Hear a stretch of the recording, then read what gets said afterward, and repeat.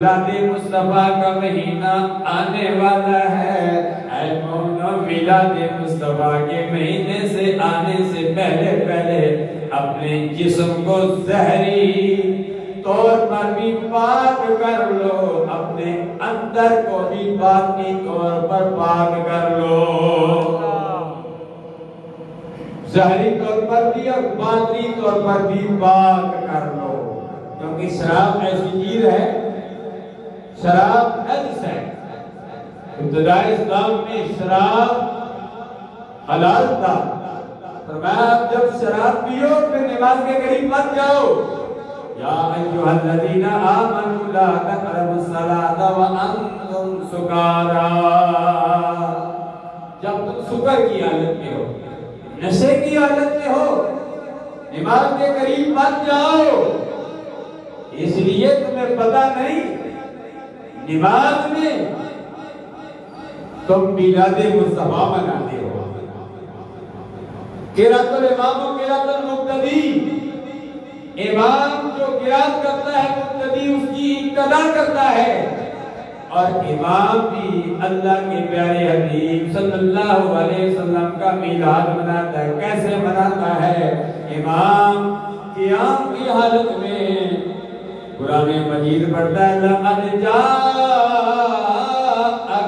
رَسُولٌ مِّنْ أَنفُسِكُمْ عَزِيزٌ عَلَيْهِ مَا عَنِتُّمْ حَرِيصٌ عَلَيْكُمْ بِالْمُؤْمِنِينَ رَءُوفٌ رَحِيمٌ۔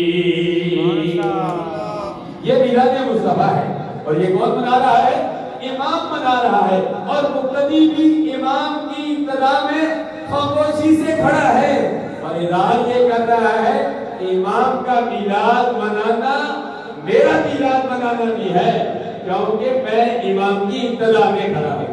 یہ وہ آیات مقدسہ ہے جو میں نے ڈسٹرکٹ جیل کے اندر قیدی سینکڑوں کی تعداد میں تھے، جب سیشن جج صاحب اب ریٹائر ہو چکے ہوں گے، ان کی موجودگی میں عظیم الشان میلاد مصطفیٰ کانفرنس تھی، اور میں نے ابتدائی طور پر تلاوت کی تھی، اور تلاوت میں نے یہ میلاد مصطفیٰ کی آیات مقدسہ پڑھی۔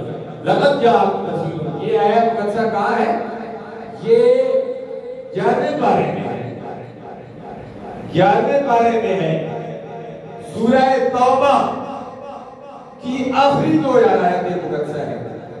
پہلے میں میلاد مصطفیٰ ہے، دوسری آیات میں توحید خدا ہے۔ گویا رب ذوالجلال بتانا یہ چاہتا ہے، فرمایا توحید تمہاری تب قبول ہوگی جب تم میرے پیارے حبیب کو مانو گے۔ من یطع الرسول فقد اطاع اللہ، قل ان کنتم تحبون اللہ فاتبعونی یحببکم اللہ ویغفر لکم ذنوبکم واللہ غفور رحیم۔ یہاں رسالت کا ذکر پہلے کیا، میلاد کا ذکر پہلے کیا، اور توحید کا ذکر بعد میں کیا۔ ابھی آپ تھوڑا غور کریں، توجہ کریں، یہ وہ باتیں ہوتی ہیں جو میں یاد کر کے نہیں لاتا ہوں، یہ قدرتی طور پر یہ میرے ذہن میں آتی ہے، الحمدللہ شریعت مطالعہ کے مطابق آتی ہے۔ اب تو توجہ